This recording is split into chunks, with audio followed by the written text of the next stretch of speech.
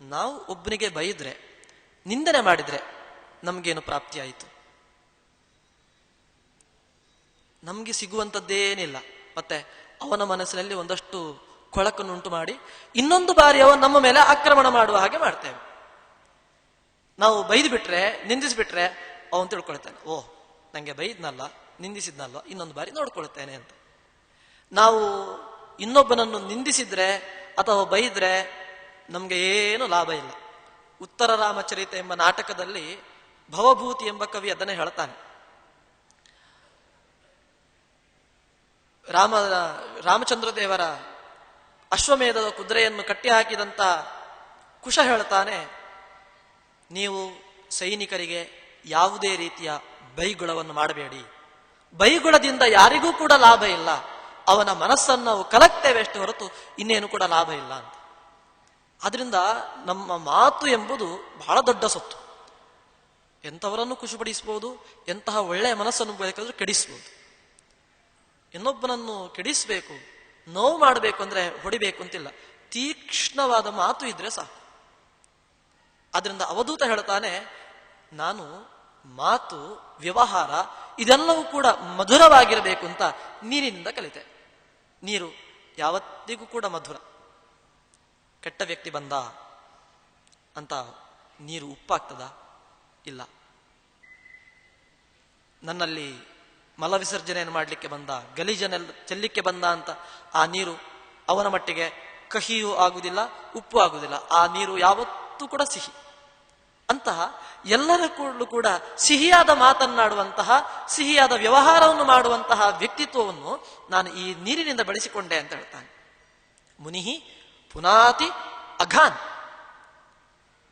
ಇಂತಹ ವ್ಯಕ್ತಿತ್ವ ಇರುವಂತಹವನು ಮುನಿ ಅಂತ ಕರೆಯಲ್ಪಡ್ತಾನೆ. ಅವನು ಮಿತ್ರಂ ಈಕ್ಷಣ ಸ್ಪರ್ಶನೈಹಿ ಕೀರ್ತನೈಹಿ. ಮಿತ್ರಂ ಅಂದ್ರೆ ಗೆಳೆಯನನ್ನು ಅಂತ. ಗೆಳೆಯ ಅಂದ್ರೆ ಸುಹೃತ್. ಸುಹೃತ್ ಅಂದ್ರೆ ಒಳ್ಳೆಯ ಹೃದಯ ಉಳ್ಳವ. ಮನುಷ್ಯನಾದವ ತನ್ನ ಬಳಿ ಬಂದವರನ್ನು,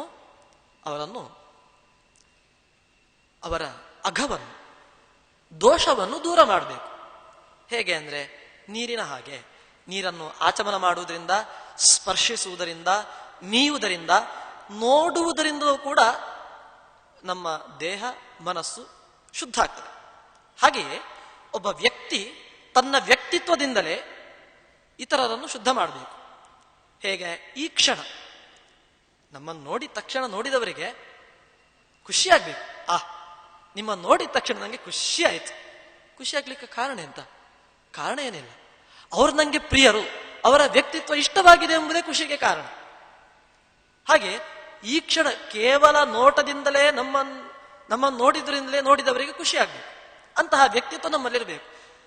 ಕೆಲವರು ನಮ್ಮ ಮನಸ್ಸನ್ನು ಹಾಳು ಮಾಡಬೇಕು ಅಂತಂದ್ರೆ ಮಾತಾಡಬೇಕು ಅಂತಲೇ ಇಲ್ಲ. ಅವರು ಮಾಡಿದ ಯಾವುದೋ ಕೆಟ್ಟ ಕೆಲಸ ನಮಗೆ ನೆನಪಿಗೆ ಬಂದ್ರೆ ಸಾಕು, ನೋಡಿದ ತಕ್ಷಣ ಓಹ್ ಅವರಂತವ್ರು. ಯಾಕೆ ನೋಡಿದ್ದೇನು, ಬೆಳಗಾತ ಎದ್ದು ನಿಮ್ಮ ಮುಖ ನೋಡುವ ಹಾಗಾಯ್ತಲ್ಲ ಅಂತ ನಾವು ಅನಿಸಿಕೊಳ್ತೇವೆ. ಹಾಗೆ ಅನಿಸಿಕೊಳ್ಳಿಕ್ಕೆ ಆ ವ್ಯಕ್ತಿತ್ವ ಕಾರಣ. ಆದ್ರಿಂದ ಅಂತಹ ವ್ಯಕ್ತಿತ್ವವನ್ನು ನಾವು ಬೆಳೆಸಿಕೊಳ್ಳಬಾರದು ಎಂಬುದನ್ನು ನಾನು ಇದರಿಂದ ಕಲಿತೆ. ಸ್ಪರ್ಶನ. ಅಂತಹ ವ್ಯಕ್ತಿತ್ವವರನ್ನು ಮುಟ್ಟಿದ್ರೂ ಕೂಡ ಅವರ ಸಹವಾಸದಿಂದ, ಆ ಸಹವಾಸ ಮಾಡಿದವರು ತಮ್ಮ ವ್ಯಕ್ತಿತ್ವವನ್ನು ತಿದ್ದಿಕೊಳ್ಬೇಕು. ಅಂತಹ ವ್ಯಕ್ತಿತ್ವ ಇರಬೇಕು. ಒಬ್ಬ ಕೆಟ್ಟ ವ್ಯಕ್ತಿ ಇರಬಹುದು, ಕೆಟ್ಟ ಸಂಸ್ಕಾರ ಇರಬಹುದು. ಅವನು ನಮ್ಮ ಬಳಿಗೆ ಬಂದಾಗ ನಮ್ಮ ಸಹವಾಸ ಮಾಡಿದ್ರಿಂದ ಆತನೂ ಕೂಡ ಪರಿವರ್ತನೆಯಾಗಬೇಕು. ದುರ್ಜನನೂ ಕೂಡ ಸಜ್ಜನ ಆಗುವಂತಹ ವ್ಯಕ್ತಿತ್ವವನ್ನು ರೂಢಿಸಿಕೊಳ್ಳಬೇಕು ಅಂತ ನೀರಿನಿಂದ ಕಲಿತೆ. ಮತ್ತೆ ಕೀರ್ತನೈ. ಮಾತುಗಳು ಕೂಡ ಇನ್ನೊಬ್ಬ ವ್ಯಕ್ತಿಯನ್ನು ಪರಿವರ್ತಿಸುವ ಹಾಗೆ, ಅವನನ್ನು ದೋಷ ದೂರನನ್ನಾಗಿ ಮಾಡುವ ಹಾಗೆ, ಅವನ ಪಾಪವನ್ನು ಕೂಡ ಕಳೆಯುವ ಹಾಗೆ ಇರಬೇಕು ಎಂಬುದನ್ನು ನಾನು ಈ ನೀರಿನಿಂದ ಕಲಿತೆ ಅಂತ ಅವಧೂತರು ಹೇಳ್ತಾರೆ. ಈ ಯಾವುದೇ ತತ್ವಗಳು ಕೇವಲ ಅವಧೂತರಿಗೆ ಮಾತ್ರ ಪಾಲಿಸಲಿಕ್ಕಾಗುವಂಥದ್ದಲ್ಲ. ಗೃಹಸ್ಥರಾದವರಿಗೂ, ಸಾಮಾಜಿಕ ಜೀವನದಲ್ಲಿ ಬದುಕುವವರಿಗೂ, ಸಾಮಾಜಿಕ ಜೀವನ ನಡೆಸ್ತಾ ಇರುವವರಿಗೂ ಕೂಡ ಈ ಎಲ್ಲ ತತ್ವಗಳನ್ನು ಕೂಡ ಅಳವಡಿಸಿಕೊಳ್ಳಿಕ್ಕಾಗ್ತದೆ. ಇಂತಹ ಅನೇಕ ತತ್ವಗಳನ್ನು ಅನೇಕ ವಸ್ತುಗಳಿಂದ ಪಡೆದಿದ್ದೆ ಅಂತ ಅವಧೂತರು ಯದುರಾಜನಿಗೆ ಹೇಳಿದ್ದನ್ನು ಕೃಷ್ಣ ಉದ್ಧವನಿಗೆ ಉಪದೇಶ ನೀಡ್ತಾ ಇದ್ದಾನೆ. ಮುಂದೆ ಅಗ್ನಿ, ಚಂದ್ರ ಇವರಿಂದೆಲ್ಲ ಏನು ಪಾಠ ಕಲಿತು